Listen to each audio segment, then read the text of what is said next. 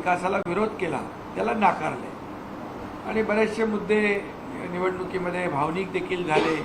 भ्रष्टाचाराचे गेल्या काही वर्षातले तेही मुद्दे लोकांसमोर आले आणि परफॉर्मन्स बेस या ठिकाणी लोकांनी निकाल दिलेला आहे.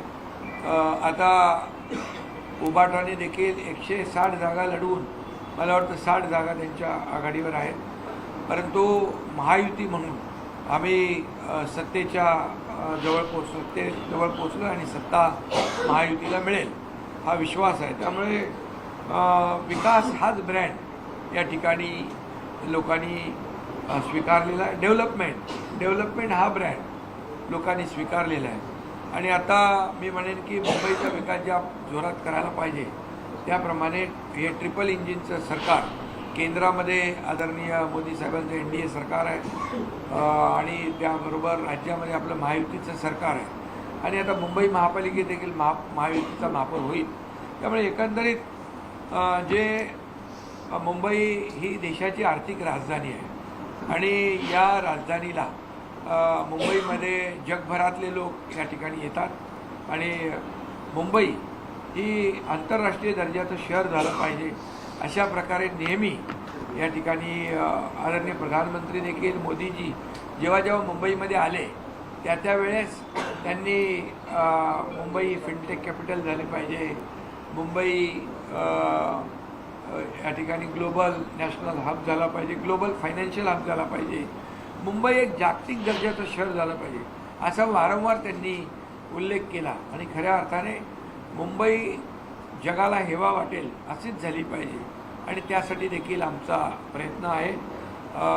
आणि या जे काय मोदीजी देखील म्हणायचे की जे काही आपलं $5 ट्रिलियन इकॉनॉमीचा गोल आहे त्याच्यामध्ये मुंबईचं योगदान देखील तेवढंच महत्त्वाचं आहे आणि त्यामुळे मुंबई आणि MMR मध्ये देखील तेवढं पोटेन्शियल आहे. त्यामुळे मुंबईचा विकास ज्या पद्धतीने आता आपल्याला करायचा आहे, मुंबई जशी लोकांना हवी आहे, मुंबई खड्डेमुक्त पाहिजे, मुंबई प्रदूषणमुक्त पाहिजे, मुंबई या ठिकाणी ट्रॅफिक मुक्त पाहिजे, मुंबई भ्रष्टाचार मुक्त पाहिजे, ह्या ज्या काय अपेक्षा मुंबईकरांच्या आहेत त्या पूर्ण करण्याचं काम ऑलरेडी आम्ही सुरू केलेलं आहे. मुंबईमध्ये 2 फेजमध्ये मी मुख्यमंत्री असताना देवेंद्रजींनी आम्ही मिळून निर्णय घेतला की सगळे मुंबईतले रस्ते काँक्रीटचे करायचे. आता तुम्हाला मी सांगतो, तुम्ही पाहाल मेमध्ये मोठ्या प्रमाणावर मेजर पार्ट कंप्लीट होईल. पुढच्या वर्षभरामध्ये कंप्लीट मुंबई खड्डेमुक्त होईल. सिवरेज प्रदूषित जी पाणी आपण असं सोडत होतो खाडी समुद्रामध्ये ते देखील STP प्लांट, इतके वर्ष STP प्लांट नव्हते, ते देखील आम्ही कार्यान्वित करतो आहे. इकडे वैद्यकीय जो हे आहे हेल्थ रिलेटेड जे विषय आहेत, बाळासाहेब ठाकरे आपला दवाखाना आहे, हॉस्पिटल सुविधा आहेत, त्या अपग्रेड आपण करतो आहे. एकंदरीत मेट्रो जे आहे हे मेट्रोला देखील चालना दिलेली आहे.